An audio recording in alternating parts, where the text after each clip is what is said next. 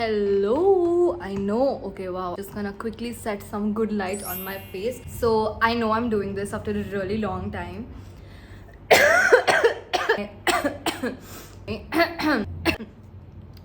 Now you know why. Please fix your immunity and don't be like me. Okay. Today's videos I feel really important to my personal journey.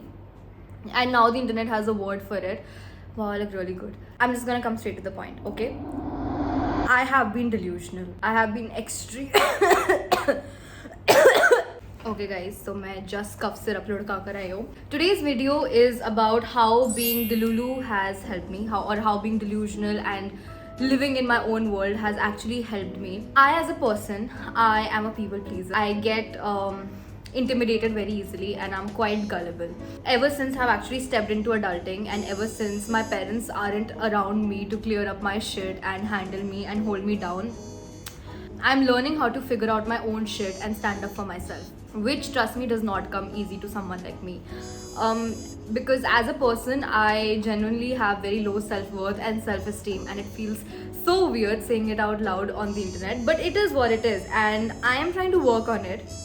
I talk about it in my therapy. We are trying to work on it, but it doesn't go away overnight. If I continue being timid, if I continue being gullible, people are just gonna walk over me. People are gonna take me for granted and people are not going to respect me. I can't afford to do that, right? I'm sure nobody wants people to walk all over them unless it's your fetish. Anyway, off topic.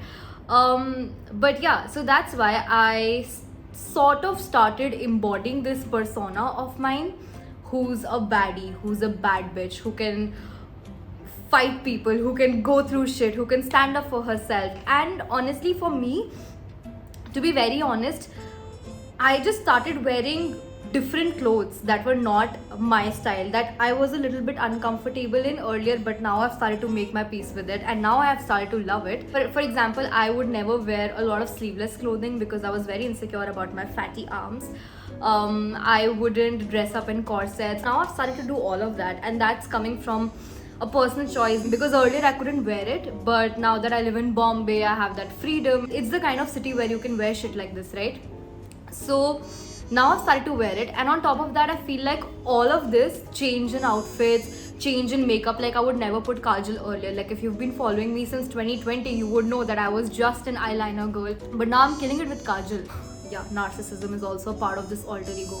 So this alter ego of mine that I've created is this bitch who can stand up for herself, who knows how to not be gullible, to have high standards in friends, in boys, the way that I project myself out. This bitch has started to wear clothing that makes her feel more confident and powerful, and I genuinely don't talk shit about myself anymore.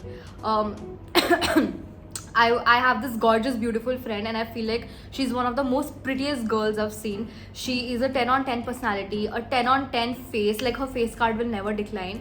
And she's so gorgeous and so beautiful and such a kind and beautiful person. And that girl also has insecurities. So it genuinely throws me off as a person because she is one of the most beautiful people I've met, like beautiful inside out I've met in my entire life. And if this woman also has insecurities, then I don't stand a chance. So I started to treat myself like I am my own best friend. And when my best friends talk shit about themselves, like, oh, I don't look good, or oh, I'm so ugly, I'm so insecure, I'm like, bitch, shut up, you're a walking goddess. And that's how I've started to treat this alter ego of mine, if not myself.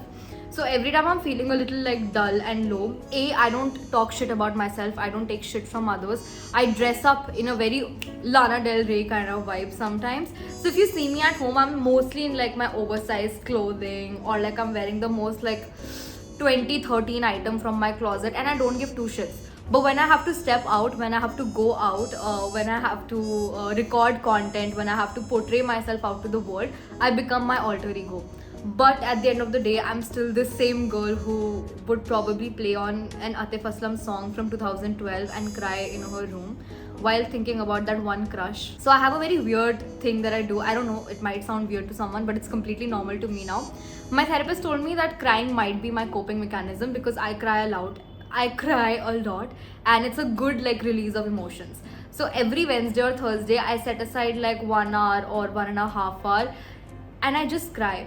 I put on some really sad music. I think about all the sad stuff that's making me really sad, and I just cry. I let it out of my system, I let it out of my body, and I've realized that it genuinely stops hurting you that much once you process it, once you acknowledge the fact that this pain exists. Like, for me, there are a couple of things that I don't think so will leave my body or my mind in a really long time, and I keep thinking about them, and if I keep talking about it, I'll just start crying here also.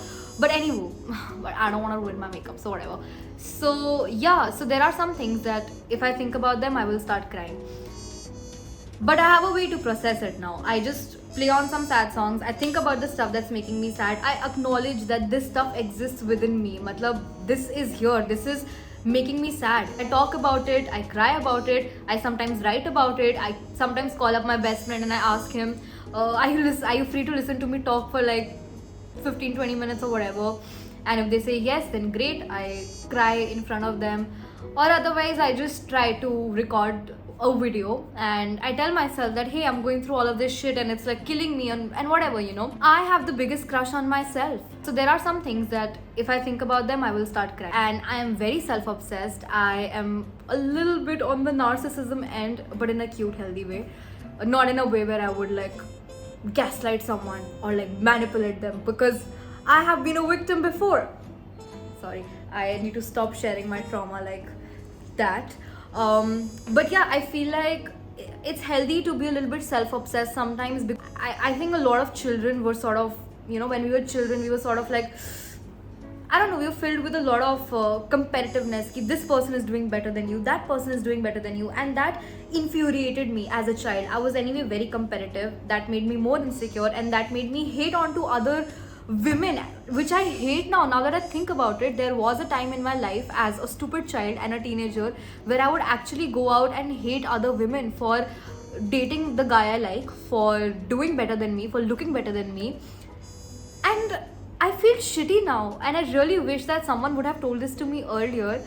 But I was just projecting my insecurities onto all of them. I wasn't so secure in myself. The fact that I am a little bit delusional now, I feel like the world revolves around me.